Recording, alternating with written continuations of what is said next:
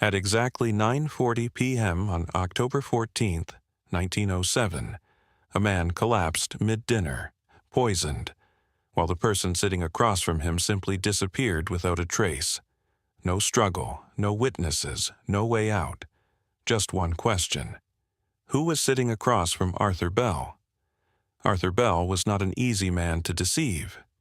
At 41 years old, living in Manhattan, New York City, he was known for one thing above everything else: precision.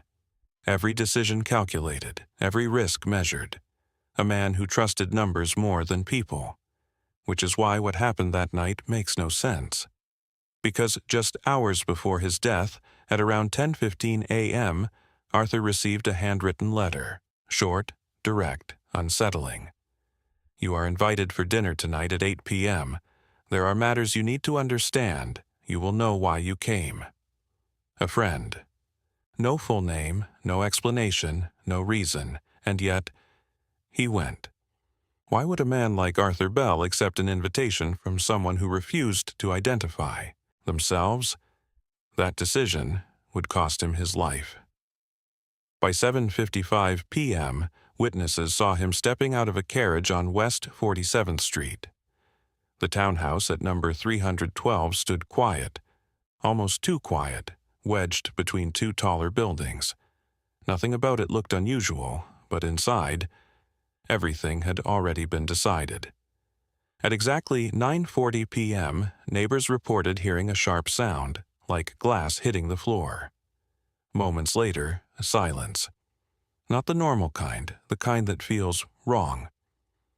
By 10:10 p.m., police forced their way inside, and what they found didn't look like a crime scene.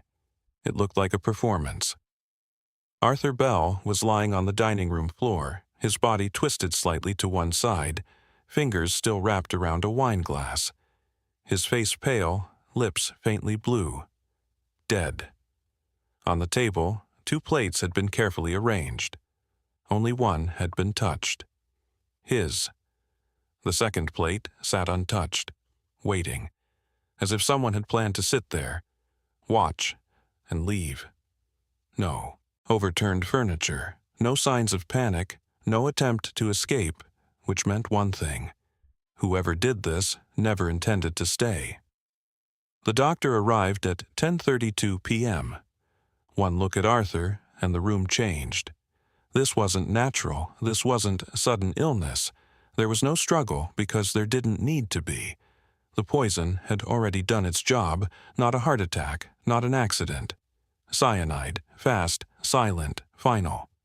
But here's where everything breaks. The wine glass Arthur was holding was poisoned. The bottle on the table was not. Which means the poison was added after the wine had already been poured. Think about that. Someone sat across from him, waited for the right moment, and then, calmly, ended his life. And Arthur never saw it coming. Now ask yourself this. Would you notice something like that happening right in front of you? Or would you trust the person sitting across from you, just enough to take that final sip? Let me know what you think, because what investigators discovered next made this case even more impossible. The house had no identity, no personal belongings, no clothing, no photographs, no life. This wasn't a home. It was a setup. Every surface had been wiped clean, not a single usable fingerprint. Not on the glass, not on the table, not anywhere. Whoever planned this planned everything. Arthur's coat was neatly placed over a chair.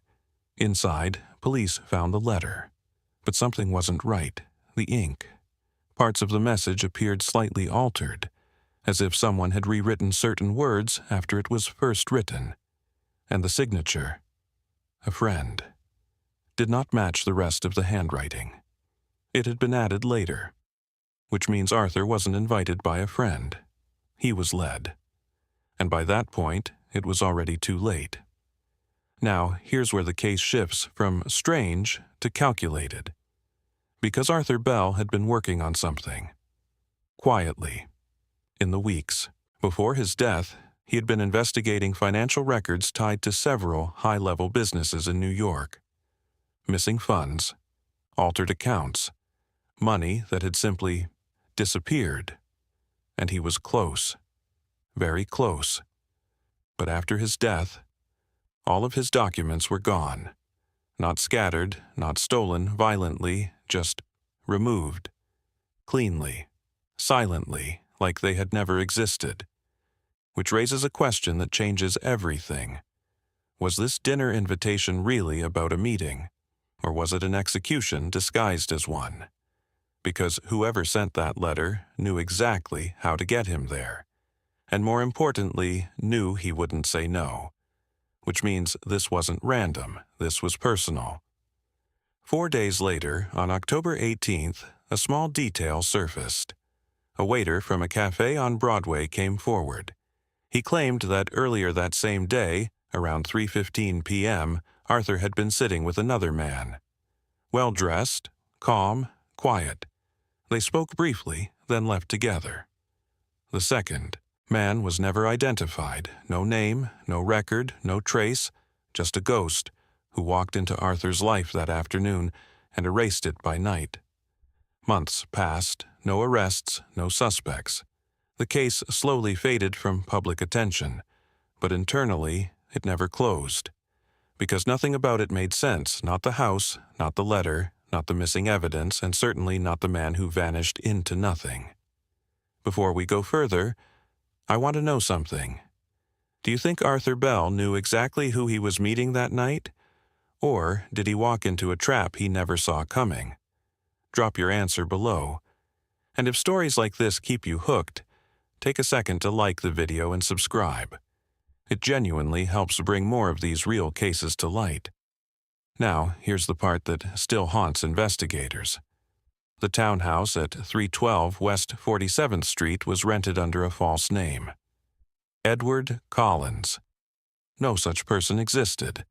Paid in cash, no witnesses, no trail, and just 3 months later, the house was rented again. New tenants moved in, and reported nothing unusual, no hidden clues, no strange discoveries, as if whatever had happened there had been completely erased, like it never happened. Which leaves us with something far more disturbing than a solved crime. Because this wasn't messy, it wasn't rushed, it was perfect. No suspect, no mistake, no justice, just one carefully planned dinner. That ended exactly the way it was meant to. And maybe that's the most dangerous part of this story. Not the poison, not the disappearance, but the fact that it worked. Because sometimes, the most dangerous trap isn't a weapon, it's trust. And sometimes, all it takes is one invitation you should have never accepted. Before we go further, I want to know something. Do you think Arthur Bell knew exactly who he was meeting that night, or did he walk straight into a trap he never saw coming? Tell me what you think in the comments. I read them all. And if you're enjoying stories like this, real cases, real mysteries that still don't make sense, take a moment to like this video, subscribe to the channel, and be part of this journey. Also, if you've ever heard of a case like this, or know a story that feels just as disturbing and unexplained, share it in the comments. Because sometimes, the stories you bring are even darker than the ones we tell.